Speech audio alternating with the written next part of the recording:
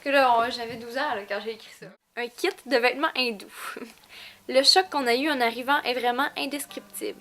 Les enfants à moitié nus, les gens très pauvres et la ville full malpropre. Au moins, notre chambre est pas pire. J'avais respecté, c'est un projet qui fallait environ s'étendre sur 10 mois. Puis, il fallait intégrer plusieurs matières.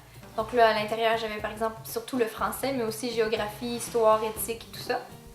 Puis dans le fond, moi, je voulais juste rester le voyage au complet, mais pas juste les événements qu'on avait fait. Je voulais aussi parler du côté plus humain, qu'est-ce qui s'était passé aussi, comment je voyais les choses, puis qu'est-ce qui avait changé en moi aussi.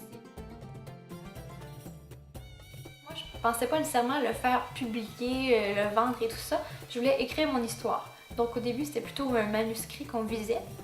Puis c'est ça, j'ai commencé, mais j'avais pas beaucoup le temps d'écrire au secondaire. J'étais impliquée dans plusieurs choses au culturel, sportif et tout ça.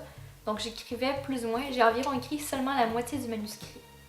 Puis là, c'est l'été qui est arrivé. Ça me tentait plus ou moins de continuer, il faut dire, mais là, mon père, par exemple, mon entourage, tout ça m'ont dit ça vaut la peine de continuer, c'est tellement un beau projet qui est commencé, ce serait dommage de l'arrêter là. Puis ben, ils ont eu raison aussi, même si ça me tentait moins parfois de m'asseoir devant l'ordinateur alors que mes amis étaient tous dehors, tout ça. Ça valait la peine de continuer pour vraiment faire voyager, dans le fond, les gens dans l'ensemble du projet avec nous. Puis justement, tant qu'à écrire un manuscrit, pourquoi pas le publier. J'ai terminé le manuscrit à la fin de l'été 2010. Puis là, c'est un peu mes parents qui ont pris la relève parce que je commençais le cégep, mais déjà dès la première semaine, j'avais trop de devoirs pour continuer ce projet-là. Donc, eux ont relu une fois, même plus qu'une fois, pour faire une première correction, que moi-même j'avais entamée, c'est sûr. Donc, des relectures, des corrections et encore des récorrections, ça en prend un nombre inimaginable. On peut pas penser à quel point c'est du travail faire ça. Donc là, c'est un projet qu'on voulait autofinancer, donc il fallait les vendre. Et là, on a commencé par la famille et tout ça. Puis, tranquillement, pas vite, dans les commerces de la région, des librairies aussi, une ou deux à Québec, une à Rivière-du-Loup. C'est vraiment le contact personnel là, qui intéresse les gens à ce projet-là et qui décident de l'amener dans leur librairie ou dans leur bibliothèque. Oui, c'est le fun. C'est sûr que j'ai fait des salons surtout cet automne. C'est des fins de semaine durant mon année scolaire. Donc pour ça, je m'en vais, je fais des salons pendant 3 heures. Après ça, je vais étudier la biologie, puis je reviens. C'est un peu difficile dans mon horaire, sauf que c'est quelque chose qui est vraiment intéressant parce qu'on rencontre beaucoup de gens. On se rend compte qu'ils s'intéressent non seulement à la lecture, mais aussi au voyage.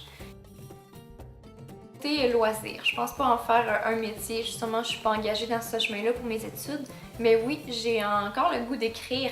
Pour l'instant, je mets ça un peu en veille pour continuer le reste de mes études, mais écrire peut-être d'autres voyages si je fais des grands voyages comme ça, ou sinon j'ai beaucoup lu dans ma jeunesse des récits, surtout fantastiques, c'est quelque chose qui m'intéresse beaucoup, donc peut-être un jour que je vais me lancer là-dedans.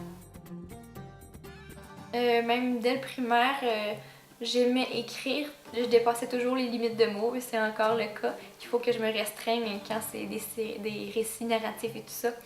J'aime mettre des idées, des impressions en mots. J'aime aussi lire et qu'une image nous apparaît. Je pense que le goût d'écrire m'est venu en lisant parce que je lisais beaucoup et des fois je me levais la nuit pour lire quand j'avais 10 ans. Donc c'est une passion que j'ai comme transférée dans l'écriture. Il y a des chiens errants, des bicyclettes, des motos et des pout-pout qui n'arrêtent pas de klaxonner. C'est fou comme ça pue et comme il y a des bruits dans les rues. Franchement, je sais pas trop si j'aime ça.